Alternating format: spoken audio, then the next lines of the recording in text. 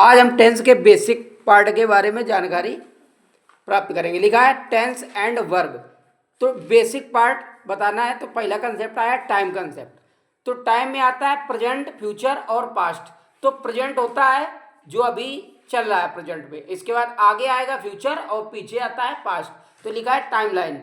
इसमें हमने देखा, अब टाइम लाइन तो हमने देख ली, अब हमने बता रहे हैं कॉन्सेप्ट में आता है एक एक्शन कंसेप्ट कि एक्शन कौन कौन से हो रहे हैं। तो अगर हमने देखा कि ये कोई बुक्स रखी हैं किसी की और मालिक ने कहा कि इसको बुक को इधर हम रख देते हैं, तो क्या देखेंगे कि इन बुक को जब इधर हम रख रहे होते हैं तो बोल रहे हैं कि किताबें हम रख रहे हैं तो ये कॉन्टिन्यूस हो गया।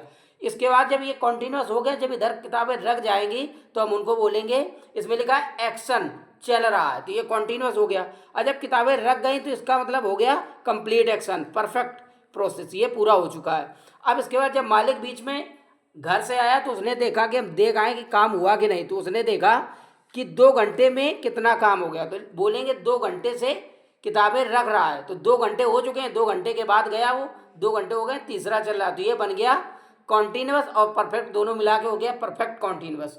तो इसमें देखते हैं एक्शन चल रहा है, इसमें कंप्लीट हो गया, इसमें पार्शियल कंप्लीट का मतलब कुछ हो गया कुछ चल रहा है। अब इसके बाद अब तीसरा वर्ब को बताने की कोई वो नहीं, तो अब हम वर्ब को बताते हैं कि वर्ब कर क्या रहा है। तो वर्ब में आया है सिंपल प्रोसेस। इसमें देखो एक्शन इन्फॉर्म करता है, एक्शन की जानकारी देता है इंडेफिनिट, या तो नॉन एक्शन की जानकारी देता है। नॉन एक्शन का मतलब जैसे मैंने कहा मैं एक अध्यापक हूँ, इसमें कोई काम नहीं हो रहा है, लेकिन हाँ नॉन एक्शन के बारे में बता रहा है, स्टेट के बारे में जानकारी दे रहा है, तो ये हो गया हमारा इंडेफिनिट। क्या पता चला कि ये कॉन्टिन्यूस एक्शन चल रहा है, परफेक्ट कंप्लीट हो गया, और परफेक्ट कॉन्टिन्यूस जो कुछ पार्शियल एक्शन जो अभी कंप्लीट नहीं हुआ, आगे इंडेफिनिट जो एक्शन के इन्फॉर्म करता है और नॉन एक्शन की इन्फॉर्म करता है। अब है टेंस डिफिनेशन। टेंस हमारा बना किससे? टेंस इक्वल होता है टाइम प्लस एक्शन या नॉन एक्शन।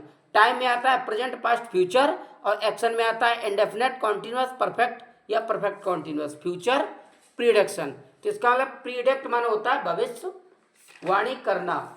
अब देखो वर्ब की फर्स्ट फॉर्म क्या होती है, लिखा है हमने V1 से इसको इंडिकेट करते, आगे लिखा है कंसेप्ट। टाइम में क्या आता है? टाइम में होता है पॉइंट ऑफ टाइम और ड्यूरेशन ऑफ टाइम। तो इसमें हमारा जैसे हमने 9 बजे से 3 बजे की बात की, तो 9 बजे 9 का बजना पॉइंट ऑफ टाइम है, 3 का बजना भी पॉइंट ऑफ टाइम है। लेकिन अगर 9 से 3 तक की बात किया जाए तो 6 घंटे लग जाए, 6 घंटे का मतलब हो गया duration of time. Help of verb, verb की मदद से हम टेंस को पहचानेंगे। तो लिखा है वर्ब कंपाउंड, जब हेल्पिंग वर्ब और मेन वर्ब मिल जाता है तो बन जाता है वर्ब कंपाउंड। अब वर्ब की फर्स्ट फॉर्म,